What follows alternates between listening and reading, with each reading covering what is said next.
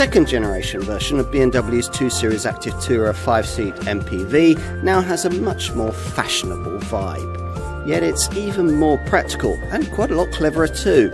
A bit of a transformation's taken place here.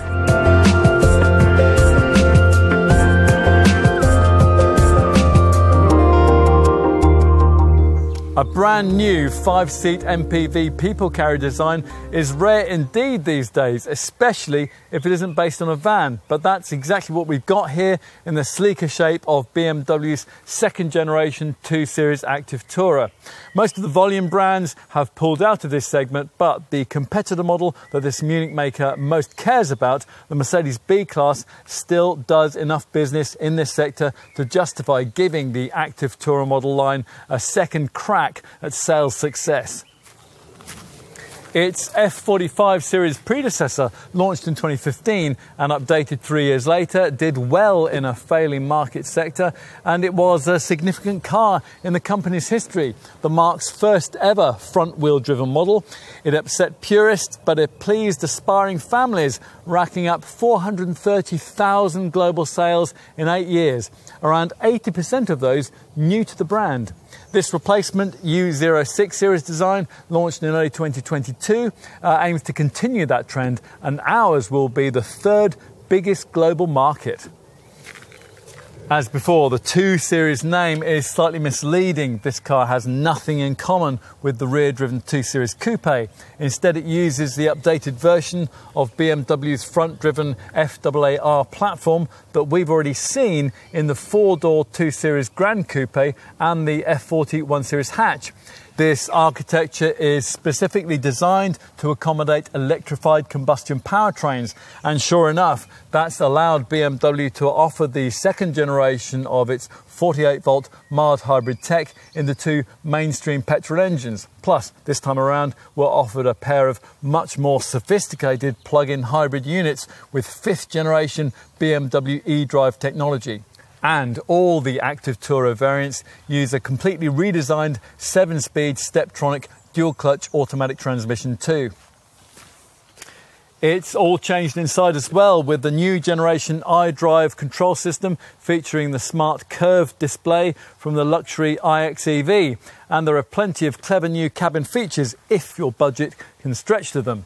But will it all be enough to persuade the target customers here away from the similarly priced SUVs and crossovers that many of them will be considering?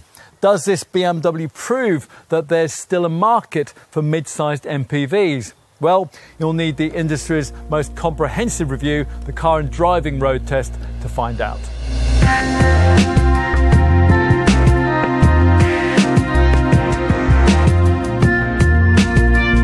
So, this is what a modern family BMW feels like from the driving seat. All a bit different, rather nice actually.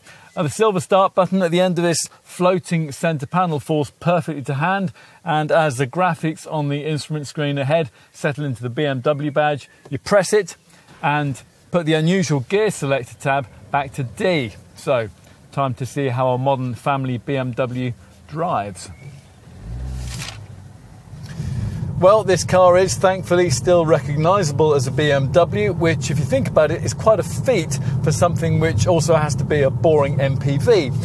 If the needs of life have forced you, perhaps reluctantly, to swap into this model from a 1 Series hatch or a 2 Series Gran Coupe, then you'll recognise quite a lot about the relatively eager drive dynamics, because the fundamental engineering beneath you here is just the same. It's based around the brand's most up-to-date FAAR front-driven platform. No one seems much bothered about the idea of a front-driven BMW these days, but when the original version of this 2 Series Active Tourer was first introduced in 2015, it was all quite controversial. The company has refined things quite a bit since then, of course, and in this second generation form, this car cloaks its Mini-like mechanicals with lots of advanced little dynamic touches to distract brand loyalists from the reality that drive is actually coming from the front. We'll get to those after pointing out that, of course, this is the least likely model in the BMW range that a brand loyalist would choose. 8 out of 10 original active Tourer owners were people who had never entered one of the Munich makers showrooms ever before. Pretty much the only existing BMW owners who will choose this second generation model are those who enjoyed its predecessor. So what will those people and all the converts to BMW motoring notice once on the move in one of these? Well, we've already noted how different the cabin vibe is. You have to dig a bit deeper to understand the engineering evolution which has gone on here. Now, at first glance, the engine range gives you 1.5 litre and 2 litre petrol units, a 2 litre diesel and a petrol plug-in hybrid option, just as before. But this is one of those occasions where everything has changed, even if at first glance nothing seems very different. We've already mentioned the all-new chassis. Well, bolted to that is an all-new 7-speed Steptronic auto gearbox, which is clever enough to adopt its slicker change strategy and larger gear spread to the traffic conditions and the topography of the chosen route. That auto is now mandatory in this car because it incorporates the 48-volt electric motor, which is now integrated into the 2 conventional mild hybrid petrol units, which most customers will choose. As we said, there are 2. They both feature the company's latest generation twin power turbo tech, 170 horsepower, a 3-cylinder 1.5 litre unit for the 220i, and a 218 horsepower 2 litre 4-cylinder engine for the 223i variant that we're trying here. Both spin happily through the revs under prompting from your right foot, and they aren't separated too greatly in performance. The 220i makes 62 miles an hour in 8.1 seconds on the way to 137 mph. With this 223i, that improves that to 7 seconds and 150 miles per hour.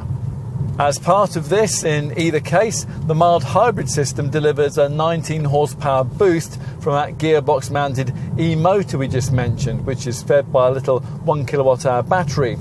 This helps to power the car both when you're pulling away from standstill and during mid-range acceleration, but it's too feeble to ever propel this BMW without the aid of an engine, unlike a Toyota-like self-charging full hybrid engine would be able to do. That's why mild hybrid tech doesn't really make much difference to the efficiency figures, which, as we'll see in our cost of ownership section, are no different to those of the rival Mercedes B-Class, which does without it. It sounds good in the showroom though, and so does the engine of this active Tourer 223i if you activate the iconic sounds option that you'll find in the drivetrain and chassis section of this rather snazzy curved centre screen here. Now, reviewers tend to be a bit sniffy about systems which artificially amplify and embellish the engine note through the audio speakers, but we think that this one sounds quite realistic. And if you don't agree, or, well, perhaps understandably, you find it a bit intrusive and a bit pointless in an MPV, you can always turn it off. The aural experience wouldn't be quite as enjoyable with a diesel engine beneath the bonnet, but if you have ignored all the doomsayers and you're still committed to fueling from the black pump, that probably won't bother you very much. The 2 litre 150 horsepower 4-cylinder diesel fitted to the 218D, the only active Tourer that still sips the apparently evil fuel, does without all the mild hybrid tinsel. Instead, it's been embellished with a probably more useful package of upgrades to the pistons, the turbocharger, the common rail injection system and the exhaust gas recirculation setup, all of which have made it smoother and more efficient as it accelerates to 62 in 8.8 seconds on the way to 137 miles an hour with the same 360 Nm wave of torque, which makes overtaking so easy in this 223i. But of course, in a 218D, you'd get it all with fuel consumption, which is about 20% better, which you might think is just as well, given the pump price of diesel these days.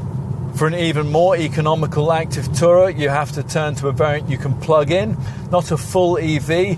Full electric MPVs are some way down BMW's list of priorities at the moment. What the brand does have ready and waiting for a car of this size, though, is a plug-in hybrid power plant, which it fits to its smaller SUVs. Like the more conventional units, this powertrain's been considerably refettled for installation into this second generation active tourer, and it comes in a choice of two variants, the 225e and the 230e. Both feature xDrive four-wheel drive. As with the PHEV version of the previous generation model, this powertrain is based around the 1.5 litre three-cylinder petrol engine that we mentioned earlier, but in this fifth generation BMW eDrive form is mated to much gutsier electric motors powered by a 14.9 kilowatt-hour battery, which is twice the size of that fitted to the old 225xe. All of this transforms the plug-in proposition delivered by this car, if you're in the fortunate position of being able to afford it, of course. Firstly, in terms of speed, the 225e xDrive has a 109 horsepower electric motor and a total output of 245 horsepower, while the 230e xDrive has a 117 horsepower electric motor and a total output of 326 horsepower. That's an awful lot for a little family wagon. It's about the same, in fact, as BMW's original E30 generation M3 Road Rocket, as is a 5.5 second 0 to 62 miles an hour time. Yet, rather than burning through unleaded at a catastrophic rate, as that classic race replica did, the 230e, like its 225e stablemate, can, when it's fully charged, run for up to 49 miles without using any fuel at all. That's a 21-mile improvement on the old first generation 225xe plug-in model. So were things really better in the old days? Well, steering feel was. You'd have hoped that of all brands, BMW would have mastered the art of making an electrically actuated rack deliver something equating to meaningful feedback on what the front wheels are doing beneath you, like the old hydraulic steering setups usually did. But this one is about as communicative as a Trappist monk. It's a light and feelless confection, which the Munich maker says it's been prevailed on to deliver by satisfied owners of the previous generation model. Now that's a lazy answer to the challenge of creating a car which is light and easy to use in town, but at least in some sense rewarding to drive on your favourite twisty road. And it's not one that's been shirked in any other area of this model's dynamic development, because, as I mentioned earlier on, some really clever handling upgrades have considerably enhanced the way that this car can tackle the tarmac if you find yourself running behind for a ballet session or late for your offspring's lessons. A so-called near actuator wheel slip limitation package improves agility and traction, which even on a front-driven version like this one, you really notice at speeds out of slower corners, or in slippery conditions where accelerating from rest can be aided by a selectable drive-off support feature, which gives the front wheels extra traction if they're scrabbling on ice or snow or mud. Ride quality has taken a step forward too, mainly thanks to the fact that the special lift-related dampers we first saw on the current 3 Series have been fitted across the range. These are clever shock absorbers which incorporate structures which provide extra damping at the extremes of wheel travel. These have allowed BMW to adopt quite a firm sporting setup, but also one able to deliver a fluent ride over road surface imperfections. So even though this active tourer admirably resists body roll through the bends, helped by the stiffer chassis, new axle kinematics, and by performance-controlled torque vectoring, it won't punish you for that on the school run by unsettling itself over speed humps and trembling through tarmac tears. That's true even if you can't stretch to the pricey M Sport trim level, which gets you the brand's M adaptive suspension. Now if you can, then that more sophisticated damping setup alters ride quality via the new My Mode selectable drive settings, which all active tourers get to alter throttle response, steering feel and gear shift timings. There are 3 as before, but they're now titled Personal, Sport and Efficient. Most of the time you're probably going to want to leave the car inefficient and simply enjoy the smooth shift action of the Steptronic gearbox and the impressive cruising refinement. That's no accident, by the way. Redesigned exterior mirrors, acoustically optimized tyres and an improved engine and transmission mounting all contribute. The latter significantly reduces engine vibration on startup. The redesigned integrated braking system is a decent improvement too. It brings together brake activation, the brake booster and braking control functions all within a compact module for quicker, sharper pedal reactions. This car can also now park itself more effectively, automatically reverse out of spaces, adapt its speed to the prevailing limits, search for car parks as you drive, and potentially deliver all the expected level 2 elements of drive assistance that you'd expect from a modern family car. It does, in short, bring the out-of-fashion MPV genre bang up to date, which means that there's certainly a place for it in our market. We just hope it doesn't drown in the current sea of SUVs.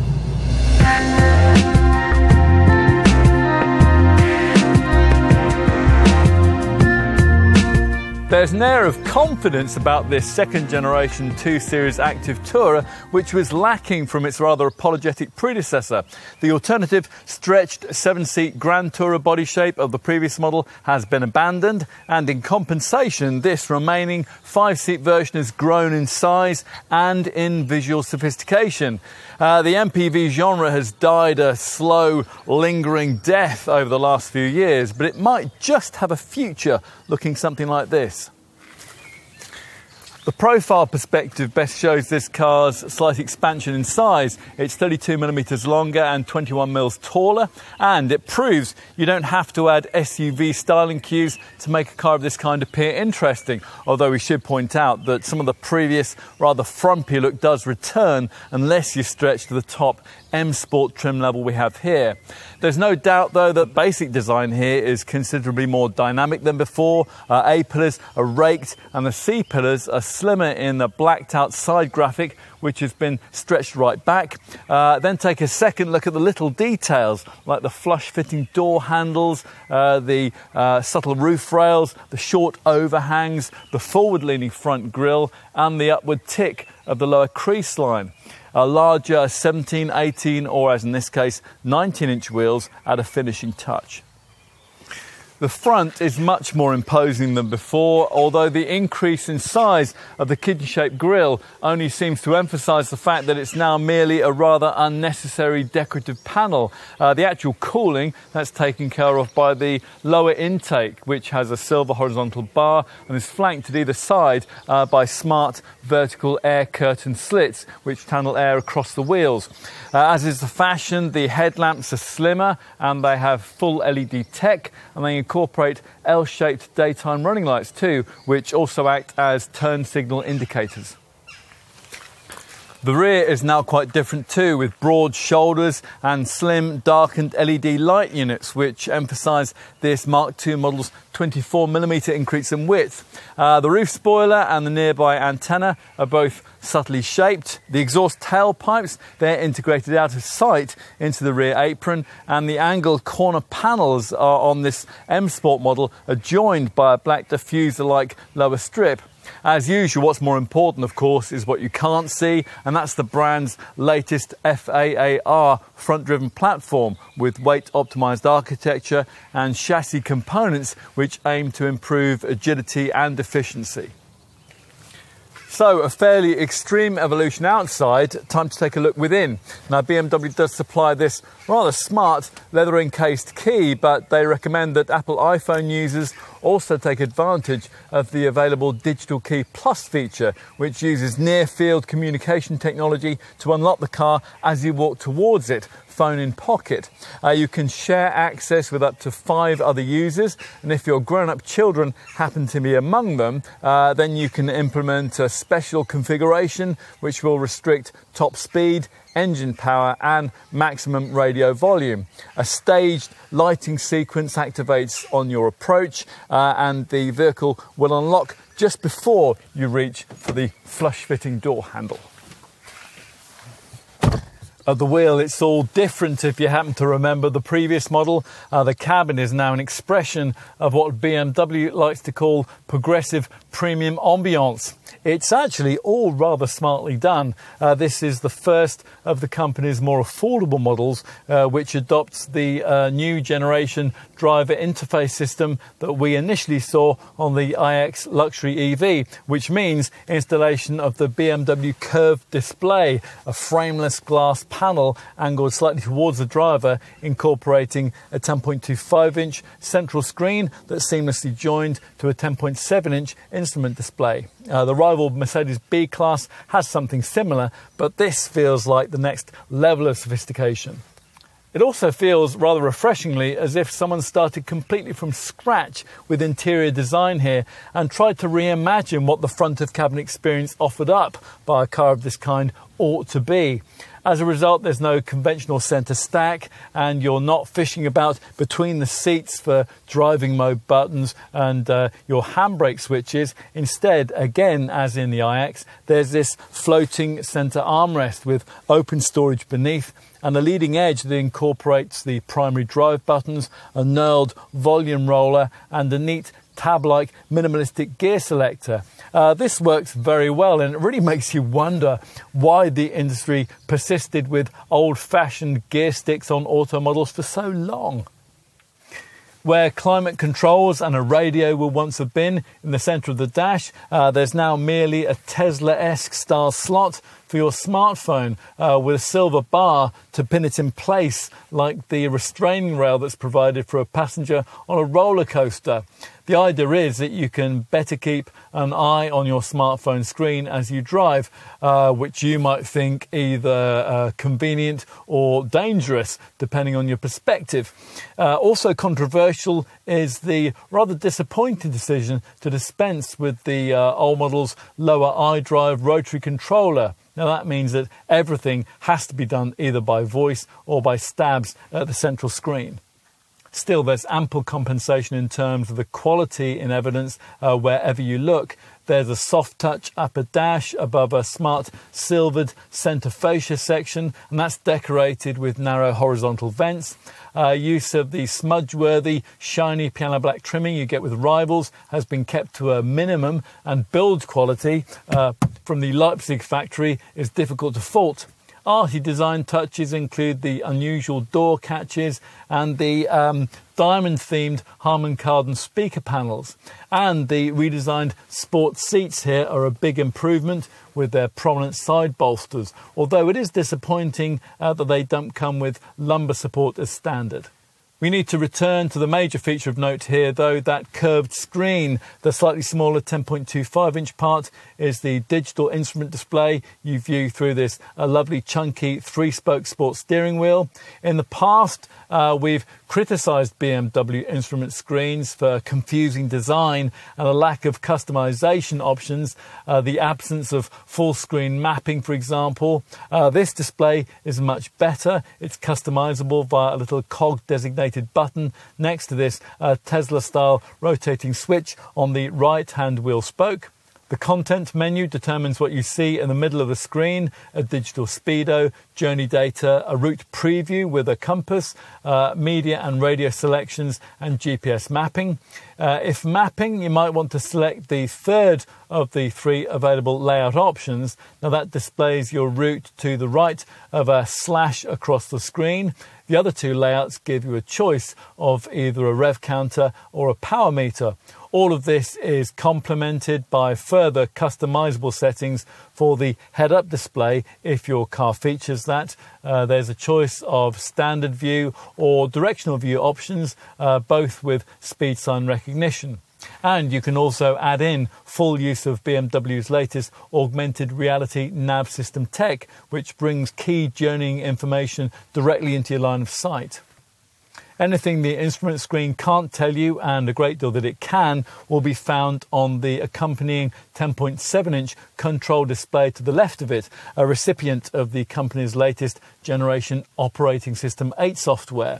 All the car's climate functions have been inhaled by this screen, and they sit in a very detailed climate menu, and that's accessible by a virtual button in the centre of the lower frame.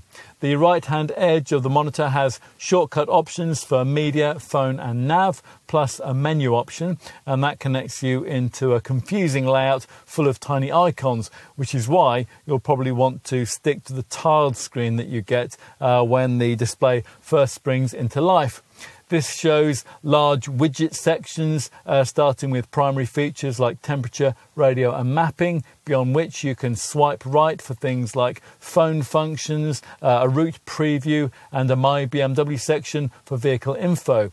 It's probably easier, though, to access what you want by gaining mastery of the car's intelligent personal assistant voice control. This is now improved, and in our view, it's arguably one of the most advanced systems out there. It can even learn your routines, and it can automate them. For example, it can lower the driver's window when you reach the ticket barrier each day at your office entrance. And the voice activation element is properly intuitive.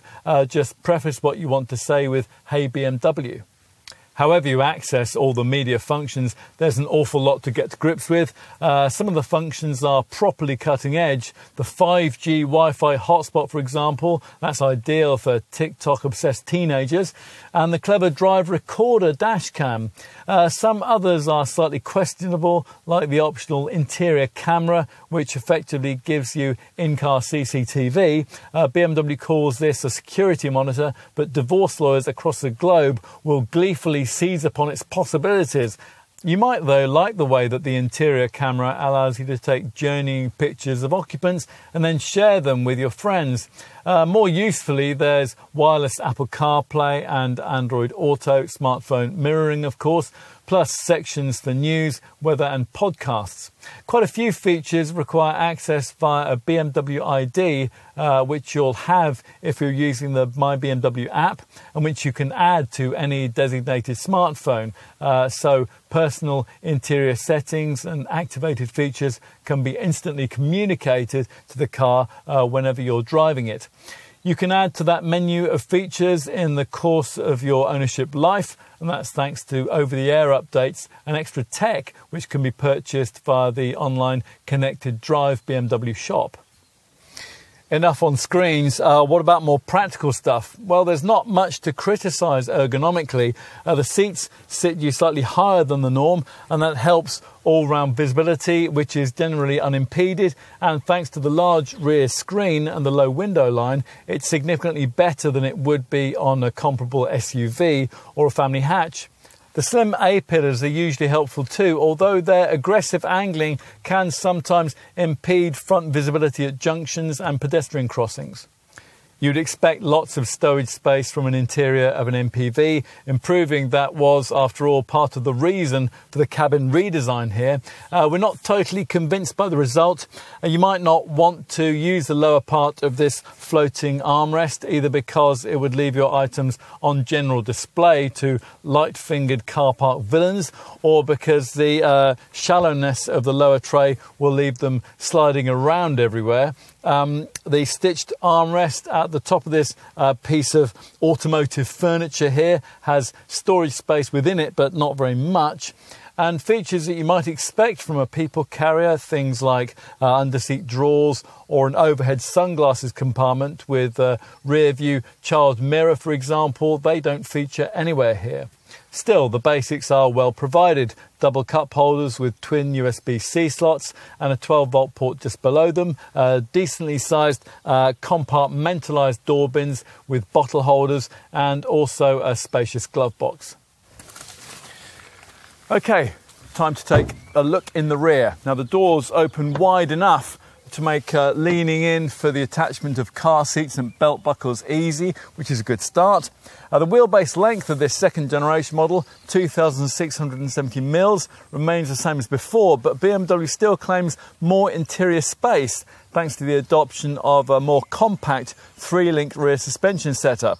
That's part of a concerted effort to squeeze as much interior space as possible into a footprint that's a mere 67mm longer and 25 mils wider than a 1 Series hatch.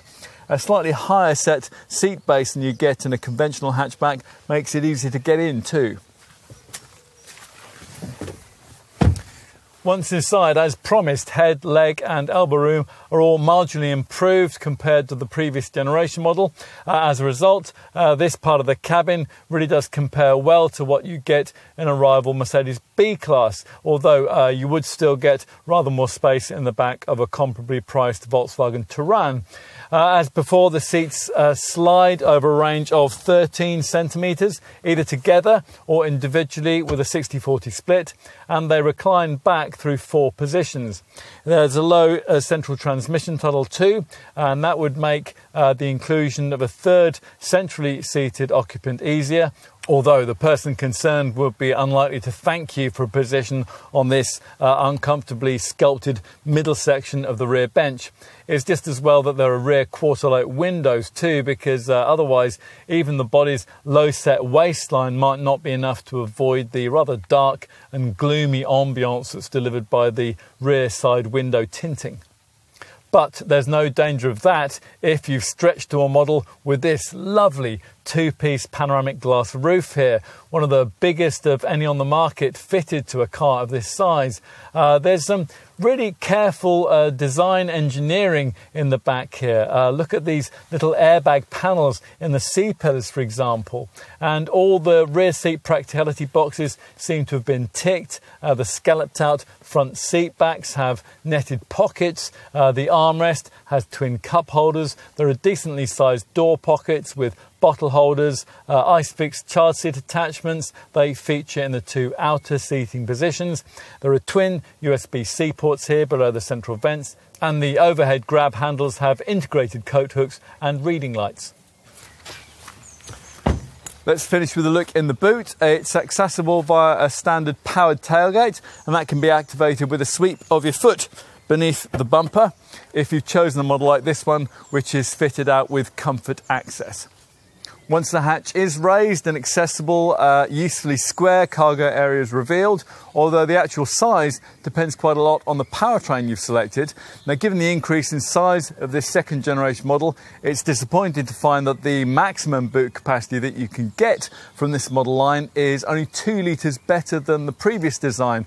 And you only get that, which is a 470 litre total, if you specify the diesel version, which, by the way, is 90 litres more than the equivalent 1 Series hatch.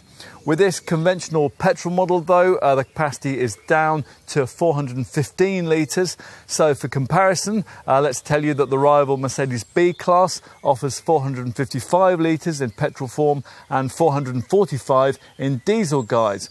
In either car, opting for a plug-in hybrid powertrain robs you of quite a lot of capacity. With this BMW, the figure is reduced to just 406 litres.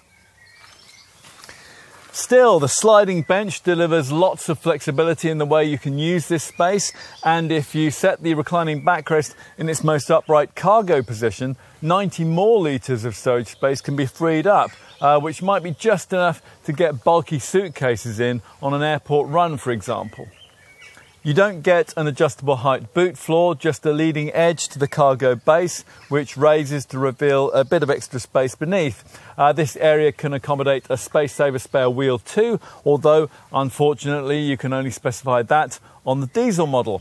Bag hooks are provided to the left and to the right, but curiously, floor tie-down points appear to be missing. There is a 12-volt port on the right and a netted recess to the left. The inner tailgate includes a built-in warning triangle, but it lacks the useful light which could have been placed there to shine down into the boot. Still, at least BMW does specialise in 40-20-40 split rear seatbacks, so long items like skis can be slid in between a pair of rear-seated occupants. If you need to flatten everything, you'll be disappointed to see that cargo sidewall retraction catches have been forgotten, so you have to stretch or go round to the side doors. When the seats are pushed forward, you don't get a completely flat load space, nor are you offered the option of a fold-flat front passenger seat. Now that would allow you, of course, to take, say, a ladder or a small kayak. Still, the total area provided should be as large as most owners will need. 1,455 litres with the diesel, 1,405 with the conventional petrol model, and 1,370 litres with the plug-in hybrids.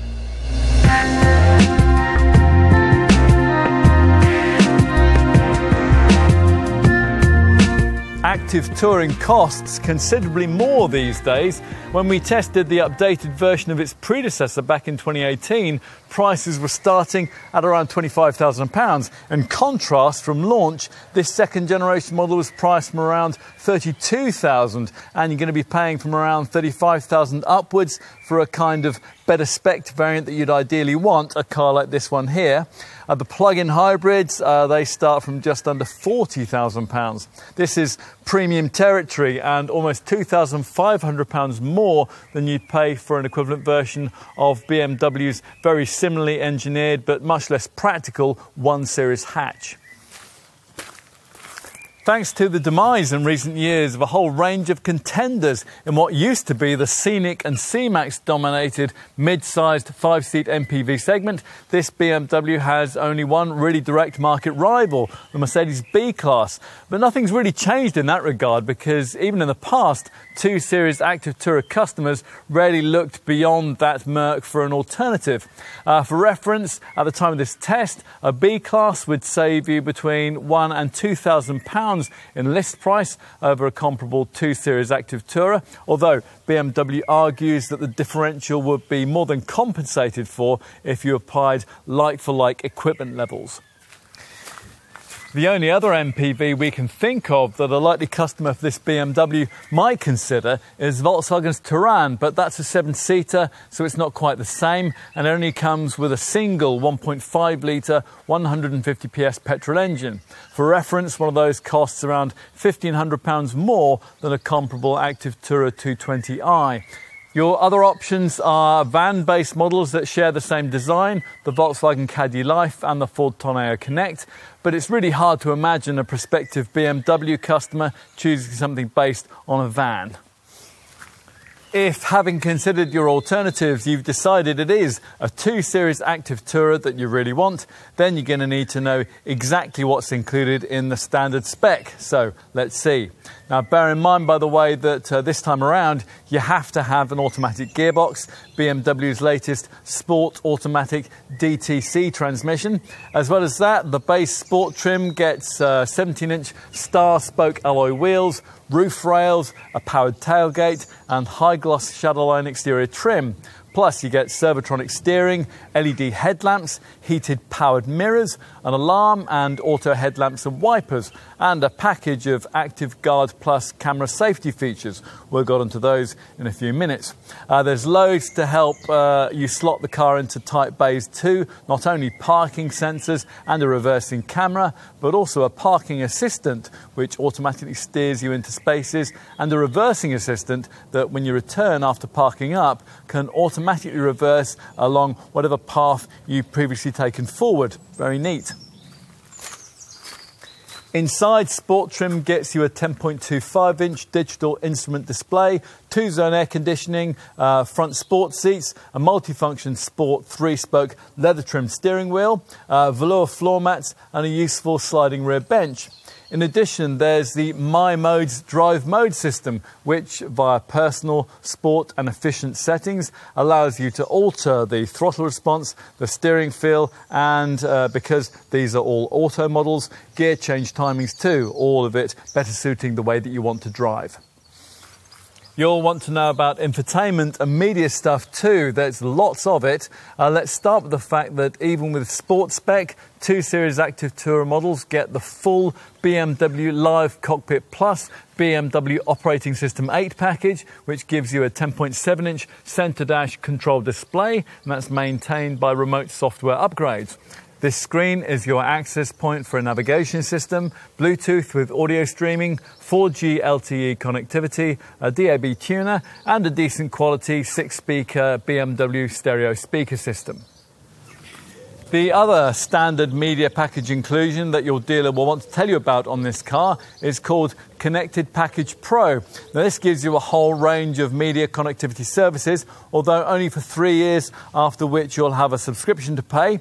As you'd want in this day and age, of course, these services include Apple CarPlay and Android Auto smartphone mirroring, but there's really much more besides. Some of the other Connected Package Pro features, they include real-time traffic information that supplies details about the location and duration of any delays that you might encounter in your journey. Remote services, which helps you to locate your car if you've gone and forgotten where you parked it.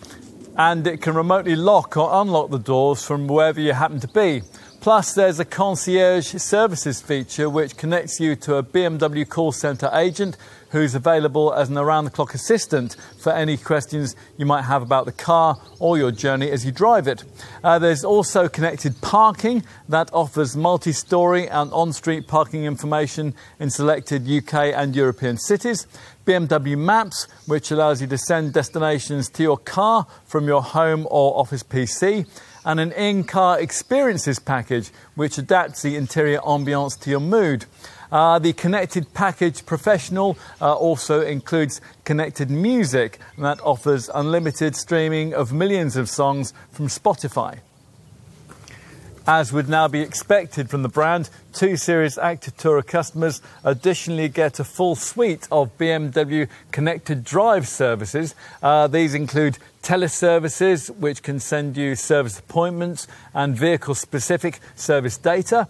BMW suite of online services, which give you access to things like news reports, weather forecasts, and a whole range of BMW apps, and intelligent functionalities, which learn your habits for greater journeying comfort and can read out text messages to you.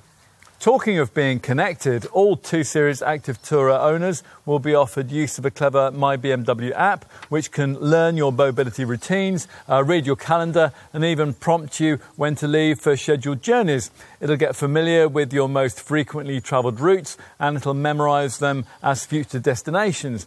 It even has a share live trip status feature, which allows a driver to share their current location and time of arrival with business partners, friends, or family. All of that comes with standard sport trim. Ideally, though, you want a little more equipment and polish as part of your 2 Series Active Tourer experience. And the next level up, luxury, gives you exactly that. Outside, things are lifted by an aluminium finish for the exterior trim and the roof rails, and bicolour shading for the 17-inch wheels. Inside, the cabin gains fine wood eucalyptus dash trim, heated front seats, and Vanasca leather upholstery in black, mocha or oyster. At the top of the range, there's the M Sport trim level we have here, which dresses this car up to a significantly higher degree. You get 18-inch M double-spoke bicolour wheels, high-gloss black side aero blades for the rear spoiler, chrome struts for the kidney grille, high-gloss shadowline roof rails, and bespoke front and rear bumper styling. Also included is lowered M adaptive suspension, welcome light carpet puddle lights at night, comfort access keyless entry, and adaptive LED headlights with beam throw control that dips them in the face of oncoming traffic at night. Inside with M Sport spec, the cabin's lifted with blue stitched upholstery that's trimmed in a combination of Alcantara and man-made Sensitech leather. Plus there's aluminium Hexacube dark interior trim, a stitched luxury instrument panel and an anthracite headliner, plus a wireless phone charger, gear shift paddles and an auto-dimming rear view mirror. Right, what about options? Well, let's open up that whole subject and focus on what you might want to add to your chosen version of this car. Now, as usual on a BMW, there's plenty of scope for extra spend. A good starting point here lies with the various optional packs. The main 2, both are fitted here, based around either comfort or technology. The comfort pack includes steering wheel heating and active seat driver powered seats with memory settings. The latter feature is also available separately. Alternatively, there's the Technology Plus pack we have here, which includes a portfolio of key features that you'll want if you're going to enjoy all the technology that this second generation model has to offer. Now, firstly, there's the Parking Assistant Plus remote 3D view surround view camera system with surround view, panorama view and 3D options, which together create a 360-degree image of the vehicle and its surroundings. Also included is a remote 3D function, which allows you to call up a three-dimensional live image of your car and its immediate vicinity on your smartphone. The integrated cameras that deliver all this are also employed in another clever feature. That's the brand's Drive Recorder. This is a bit like a dash cam, using inbuilt cameras to record video footage from different points around the vehicle before storing the event and crash recordings so that they can be either watched later on the control display or exported via the USB port.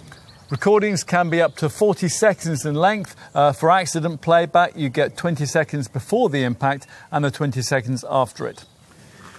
The Technology Plus pack also includes a head-up display plus an auto-dimming rearview mirror if your chosen trim level doesn't already offer that. And there's the brand's clever new interior camera setup, which works via an overhead interior camera, which can be used by the car's occupants to take snapshots during the journey, and they can be shared with friends and family via a QR code in the control display using the inbuilt Wi-Fi. So hours of fun with that. You can also use the interior camera when you're not even in the car, using a smartphone and the My BMW app remote function, which would be useful if, for example, you wanted to glance inside the cabin to check whether bags or other items have been left inside there. There's additionally the peace of mind of knowing that the interior camera will also be activated when the car's inbuilt remote theft recorder is triggered. The final element of the Technology Plus pack is the one that might tempt us most, though, because it gets you the Live Cockpit Professional pack. Now, you'll need that to get BMW's latest augmented view upgrade for the navigation system here, and that allows you to find your way with greater accuracy. With this, a live video stream from the driver's perspective is shown on the central control display screen and augmented by supplementary information which matches the context. When you're dealing with confusing junctions, for example, an animated directional arrow is integrated into the video image to help the driver take the best turn off for the planned route.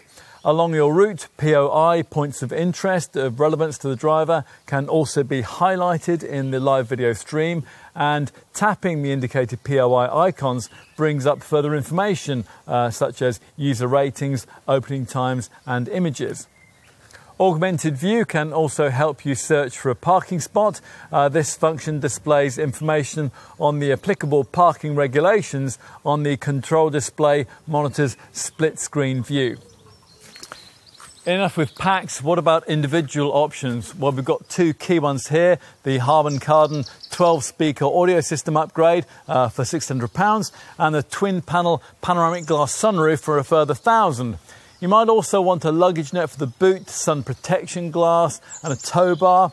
We would recommend you find another £50 for the larger fuel tank. It's 9 litres bigger. And if you happen to have chosen the 2018D diesel variant, you'll be offered the option of a space saver spare wheel. If your 2 Series Active Tourer doesn't have adaptive LED headlights and a high beam assistant, you can add those in. If you want a more sophisticated dash cam, there's BMW's optional Advanced Car Eye 2.0 Full HD camera. You might also want to consider the BMW Trackstar vehicle tracking system in case of theft. There's a mat protection pack with all-weather floor mats and a luggage compartment mat too, a travel pack with roof bars on a 420-litre black roof box, and a cycle pack with roof bars and a rack with a carrier for 2 touring cycles. In terms of aesthetic upgrades, well, for the outside, it's a dispiriting trend on modern cars that you almost always have to pay more for your chosen paint colour, and that's continued here. The only standard choice is the one that we have here, Alpine White. Otherwise, you'll have to spend £595 more on one of the 6 optional metallic shades. There's one larger wheel size option, the 19-inch individual multi-spoke bi-colour alloy rims we have here, and you might want to consider the extended high-gloss Shadowline exterior trim package, which adds a black shiny finish to areas like the grille, the lower intake and the front corner cutouts. Interior trimming, that's easier. If you don't like the standard aluminium Hexacube dark inlays, there's the no-cost option of swapping them for either aluminium mesh effect or high gloss black finishing. We can't imagine why you'd want to pay £1,150 more to add Vernasca leather upholstery in a choice of 3 shades to this car, because it would make base sports spec too expensive. Luxury spec already has that, and top M Sport trim with its lovely Alcantara Sensitech seats really doesn't need it.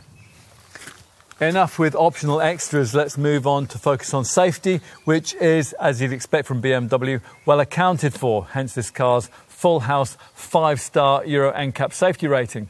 Like the 1 Series and the other 2 Series models, this Active Tourer features the Active Guard Plus package, which now features across all of BMW's modern cars, and that gets you the brand's front collision warning autonomous braking technology. Now with this, at over 30 miles an hour, the vehicle scans the road ahead for potential accident hazards, and if one's detected, you'll be warned and the brakes will be preconditioned for maximum effectiveness. The driver can be specifically alerted to the presence of cyclists, and if you are travelling at under 30 miles an hour and you're not responding to a detected hazard, then the brakes will automatically be applied, and that reduces the severity of any resulting accident, and it hopefully alleviates one altogether. Active Guard Plus also includes 2 further elements: lane departure warning, that stops inattentive drivers from veering over the lane delineating lines on the highway, and speed limit assist, which pictures the speed limit signs you pass and displays them on the dash. Other neat safety features fitted as standard across the range include an alertness assistant, and that monitors you for signs of drowsiness, a trailer stabilisation function which will stop trailer sway if you have a tow bar fitted, and hill start assistant to stop you from drifting backwards on uphill junctions. Best of all, we think, though, is the BMW emergency call with teleservices system, which in an accident can automatically alert the emergency services. Now this system not only gives them your exact GPS location, but it also provides recovery personnel with information on your speed at point of impact, how hard the seatbelts were pulled, how many of the airbags burst, and so on. So if you were to have a crash, it would all mean not only that the emergency teams would know exactly where you were, but also that they would arrive on the scene more prepared and more ready to get you to safety than they could ever otherwise be. And that's a potentially life-saving difference. The setup's been further improved in recent times to also automatically activate after low-speed collisions that are below the threshold for airbag deployment, immediately after the impact, flashing up an iDrive screen message which offers to contact BMW's Accident Emergency Service directly.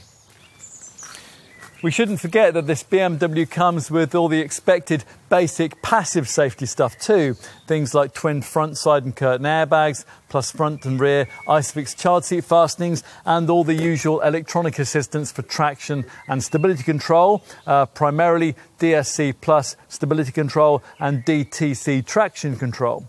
Plus there's a performance control system which suppresses understeer in tight turns, and that'll also see you experience some extra traction from an electronic differential lock control system. There's plenty of braking peace of mind too, with the ABS system supplemented by fading compensation, CBC, cornering brake control, and the neat brake drying system that keeps the brake discs free of moisture in wet weather.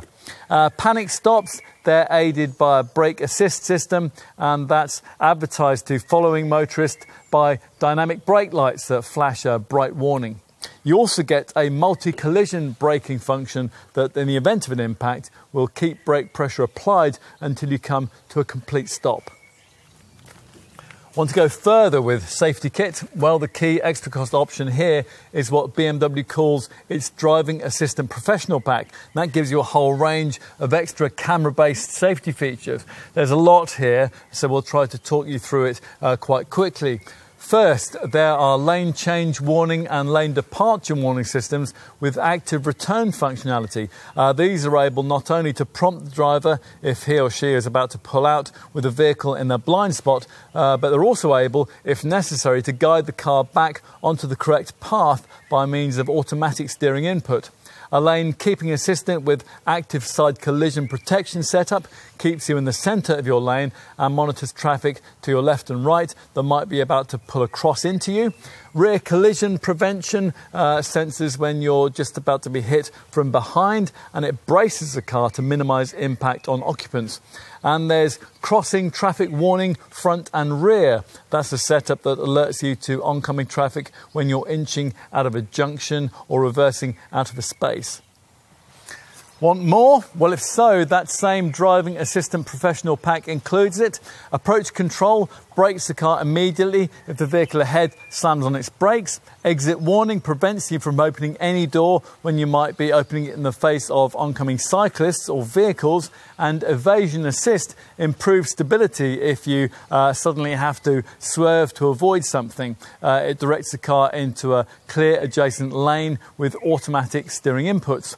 Now, if you're worried about keeping your licence with all the new low speed limits which keep popping up in urban areas, you'll be very glad of automatic speed limit assist. Now, this stops you from exceeding the prevailing speed limit as recorded by the car's speed limit info system. And for the open road, this pack also includes active cruise control with stop and go. Now, this actively varies your cruising speed between 19 and 112 miles an hour on the highway, and in the event of a tailback, it'll automatically bring the car to a stop and then seamlessly start it off again, returning you to cruising speed. Finally, road priority warning alerts you to road priority signs that you might have missed. And if your car has the live cockpit professional package, thanks to this pack's wrong way warning, your 2 Series will make a huge fuss if you try to turn the wrong way into a one-way street. It's all really very reassuring.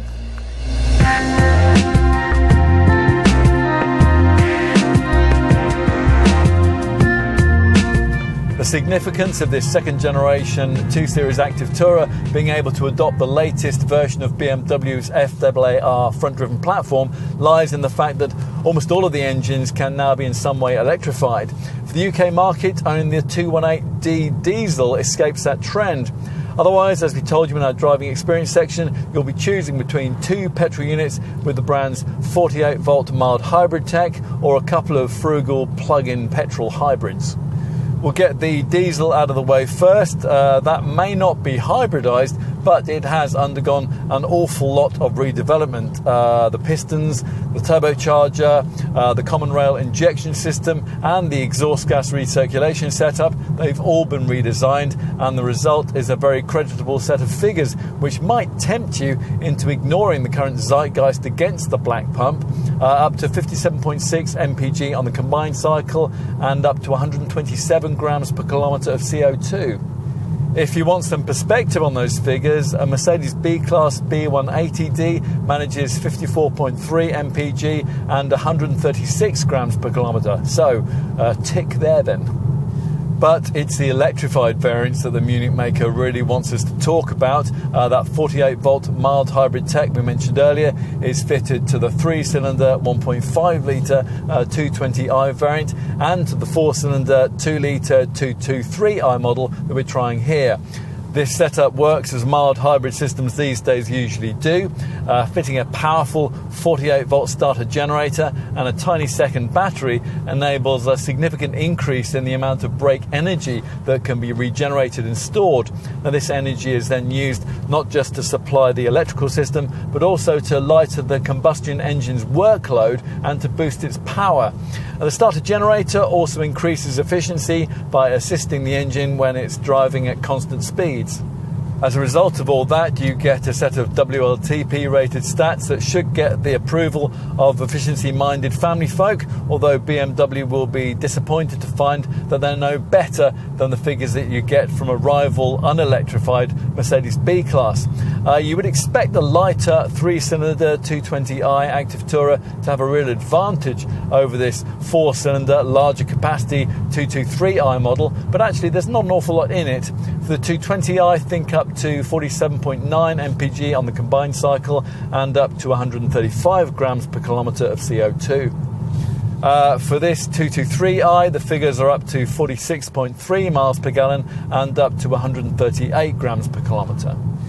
If you want to do better than that, you'll have to stretch your budget quite a bit further and stump up for BMW's 5th generation eDrive technology, which features in the plug-in hybrids. There are two this time around. They're both 4x4 variants with xDrive, the 225e and the 230e.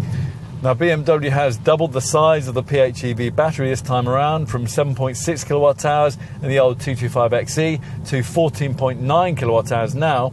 That's made a vast difference to the all-electric range, up from 28 to 49 miles. And maximum charging capacity has risen too dramatically, from 3.7 kilowatts to 7.4 kilowatts. That means that a full charge can be delivered in around 2.5 hours, or in just under 8 hours from a conventional household socket. The readings with both these two PHEVs are the same, and the usual pie-in-the-sky 3-figure combined cycle fuel reading normally attached to plug-in hybrids applies as usual. It's quoted at up to 256.8 miles per gallon, although in reality you should expect returns similar to those you get from the 218D diesel variant.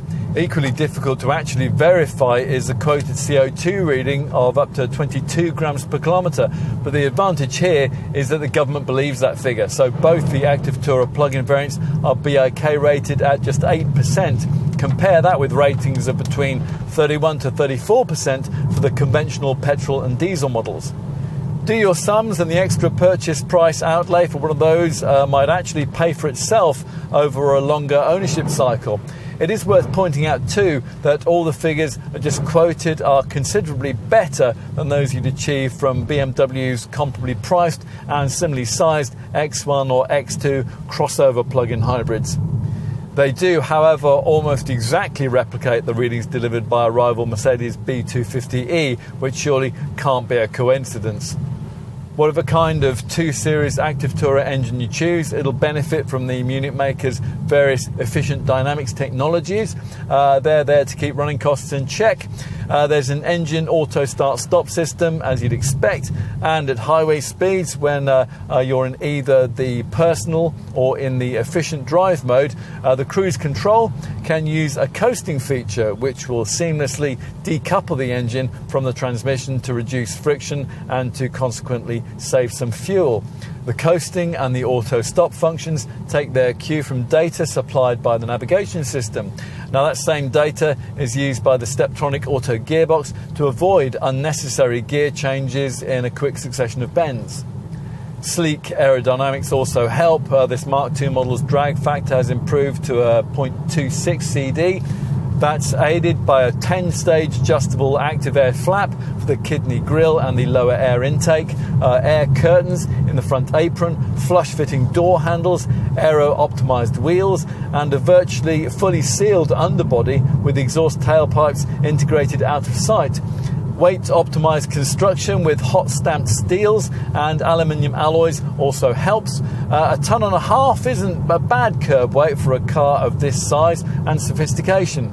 Of course, the driver will have to do his or her part here. The figures that we've just quoted assume that the car's being run in the My Mode system's most frugal, efficient setting. In this mode, the air conditioning and the power steering, they only work when required to save energy. What else? Well, routine maintenance is dictated by condition-based servicing, which monitors oil level and engine wear, taking into account how long it's been and how far the car's travelled since its previous garage visit. You can check all of this on the service requirements section of the My BMW part of the central screen, which also briefs you on tyre pressures, on oil levels, and displays a real-time infographic of the car that you can move around with your finger. There are also BMW Pay monthly service plans if you want to spread the cost of maintenance. What else might you need to know? Residual values. Well, the previous generation Active Tourer retained between 39 and 48% of its new cost over 3 years and 36,000 miles. We'd expect this Mark II model to improve on that showing.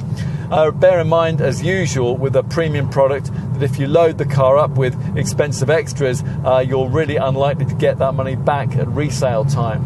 An exception, though, might be the Live Cockpit Professional package that we've been recommending with its huge portfolio of extra technology. Onto the warranty package. BMW's warranty only lasts for 3 years, but it does include an emergency breakdown service, and at least it isn't mileage limited, unlike the comparable package that you get as standard in a rival Mercedes. You can, of course, extend the warranty with either monthly or annual payments. There's a 3-year paintwork warranty and the usual 12-year anti-corrosion guarantee. Insurance ratings start at Group 22 to 23 for the 218D diesel. It's Group 24 to 25 for the 220i, and it's Group 29 for this 223i. Finally, there are the green issues. This second generation model has a much higher degree of recyclability at the end of its life cycle, thanks to copious use of recycled plastics throughout, and it's made in a Leipzig factory which only uses electricity generated from renewable resources. The PHEVs don't use rare earth metals and have battery cells with only fractional use of cobalt, which is all very good to know.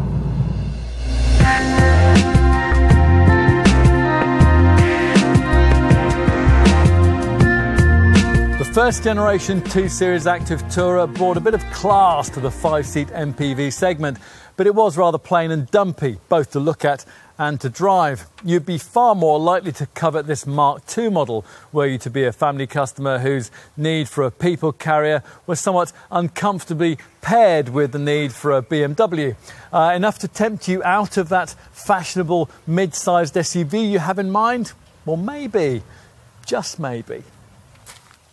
The improved looks here remind you of the kind of effect visited on someone you used to know who since has had a very productive couple of seasons in the gym, perhaps a few semesters of night school too. This second generation design has, after all, reached a whole new level of intelligence when it comes to media connectivity, camera safety provision and electrified engine tech.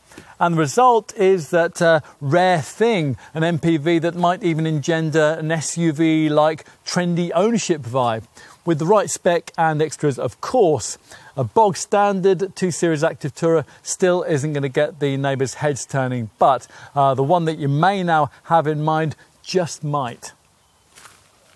It's not perfect, of course. On the move, we wish the sharp handling wasn't spoiled by anaesthetised steering, and not all the interior upgrades are welcome. We miss the old model's physical climate switchgear and its lower iDrive controller.